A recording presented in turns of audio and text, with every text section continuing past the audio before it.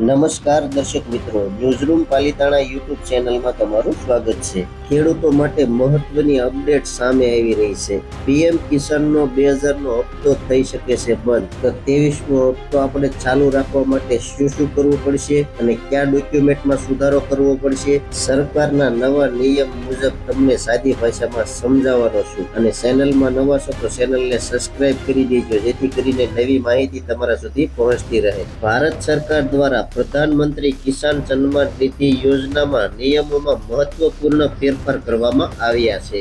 આ ફેરફાર મુજબ હવેથી પીએમ કિસાન યોજના હેઠળ હપ્તો મેળવવા માટે તમામ નોંધાયેલા લાભાર્થી ખેડૂત મિત્રોએ દર વર્ષે બાયોમેટ્રિક અથવા ફેસ એન્થોટિક દ્વારા વાર્ષિક કેવાયસી ફરજિયાતપણે કરાવવાનું રહેશે। હવેથી આ યોજના હેઠળ સહાય માત્ર એવા જ લાભાર્થીઓને મળશે જેમણે બાયોમેટ્રિક એન્થેટિક દ્વારા કેવાયસી પૂર્ણ કરેલું હશે। ખેતી નિયામક કચેરી દ્વારા જણાવ્યા મુજબ લાભાર્થીઓએ દર નાણાકીય વર્ષના પ્રથમ હપ્તા પહેલા આ પ્રક્રિયા પૂર્ણ કરવાની રહેશે। ચાલુ વર્ષ 2026-27 માટે વાર્ષિક કેવાયસીની પ્રક્રિયા શરૂ કરી દેવામાં આવી છે।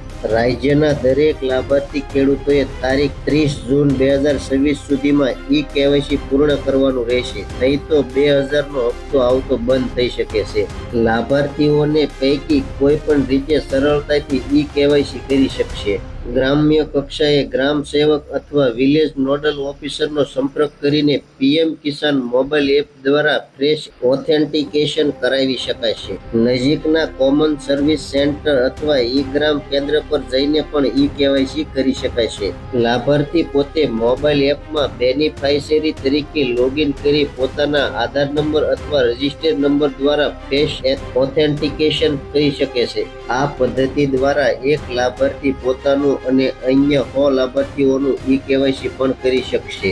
કોઈ પણ લાભાર્થીઓ બહાર ગામ હોય અથવા અન્ય સ્થળે સ્થળાંતરિત થયા હોય તેઓ પણ ત્યાંથી ઉપર મુજબની કોઈ પણ પદ્ધતિનો ઉપયોગ કરીને નિર્ધારિત સમયમાં કેવાયસી કરાવી લેવા ખેતી નિયામક કચેરી દ્વારા અપીલ કરવામાં આવી છે। ખેડૂત મિત્રો, ખાસ કરીને કેવાયસી જો તમારું બાકી હોય તો 23મો હપ્તો અટકી શકે છે। ખાસ કરીને પહેલા તો તમે કેવાયસી પૂર્ણ કરાવજો। તો બસ, માહિતી કેવી લાગી કોમેન્ટ બોક્સમાં કોમેન્ટ કરજો। ચેનલમાં નવા છો તો સબસ્ક્રાઇબ કરજો। હવે મળશું એક નવી માહિતી સાથે, ત્યાં સુધી બધાને જય જવાન, જય કિસાન, ભારત માતા કી જય।